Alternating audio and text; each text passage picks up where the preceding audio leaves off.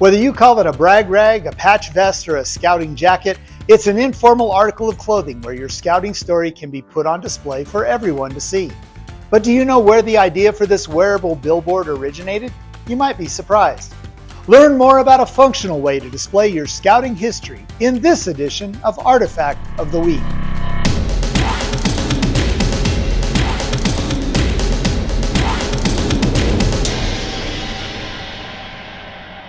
During World War II, airmen in the Army Air Corps began placing mission patches and unit insignia on their bomber jackets as a way to show their contributions to the war effort. At the end of the war, as they returned home, the jackets came with them. To help these former airmen fill the void of the excitement they experienced as flyers, they began to take up motorcycle riding as a hobby that could feed their need for an adrenaline rush. As more and more entered the ranks of those riding, they began to develop clubs organized around the units they served with, where they lived, what motorcycles they rode, and where they liked to ride.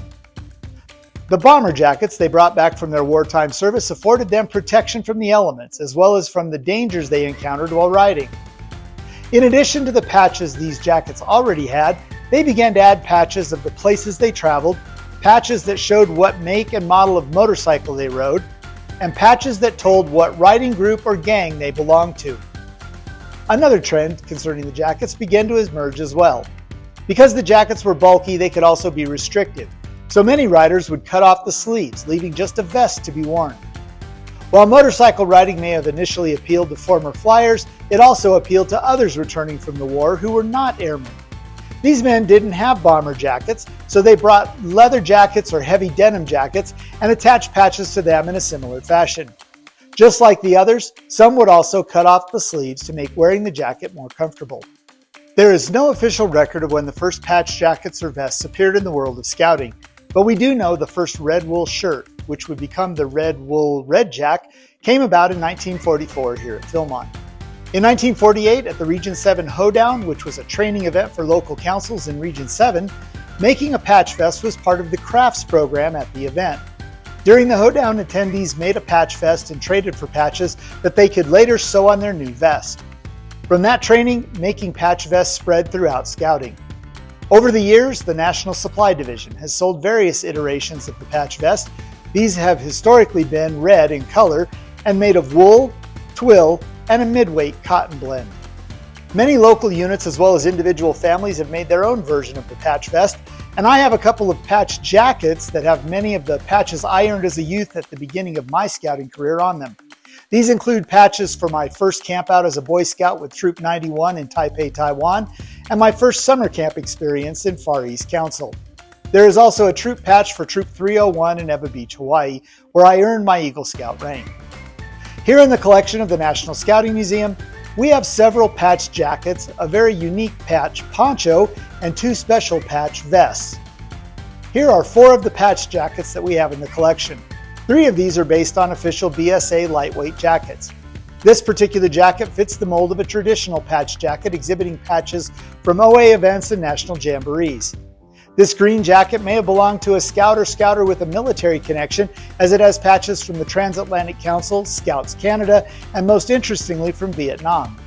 The dates suggest this scouter was active in the 1960s. This tan jacket is definitely a non-BSA jacket and combines 2 military patches with scouting patches. A scouter likely assembled this jacket after their time as a youth was complete, as it also has a Philmont silver dollar patch with the rockers to indicate activities they participated in while on a visit here. The coolest thing about this jacket is on the back. You will find a stitched outline of the United States. The patches sewn on the back are placed in a manner to show where they are from related to the map. These Canadian patches are north of the border. There's a Region 2 patch south of Florida to indicate Puerto Rico's inclusion in that territory. There are also patches from the 1952 First Caribbean Jamboree held in Jamaica. The 3 Philmont patches are stacked below the southwestern United States. Next is a patch poncho that belonged to Carl Eilstock of Clarksburg, West Virginia. Carl was born in September 1914. During World War II, he served with the 29th Infantry Division and participated in the Normandy invasion on D-Day. Following the war, Carl married his wife Dorothy in 1947 and they had a son, Philip. Carl went to work for Monongahela Power Company where he retired after 34 years of service. As evidenced by this patch poncho, Carl was active in scouting from the 1950s through the 1990s and attended several national jamborees. He also served on the executive board of the Central West Virginia Council. This poncho shows many of the scouting events he participated in during those 40 years of service. He died in 2015. Finally, we have two nearly identical tan felt patch vests. While there's nothing in the official record to support this, patches on the vest give credence to my theory that this vest was one of the original 1948 patch vests created at the 1948 Region 7 hoedown. On the front of the vest is the Region 7 hoedown patch, and on the back of the vest you will find patches from the 1935 canceled National Jamboree all the way to the 1950 National Jamboree held at Valley Forge.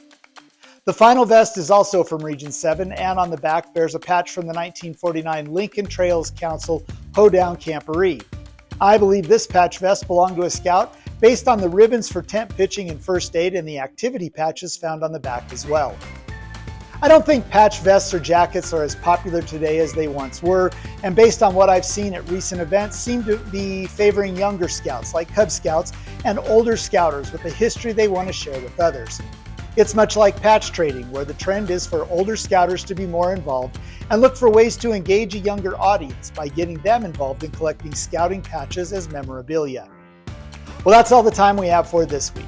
Join us next time as we continue to learn more about the history of Scouting America through the collection of the National Scouting Museum and Artifact of the Week.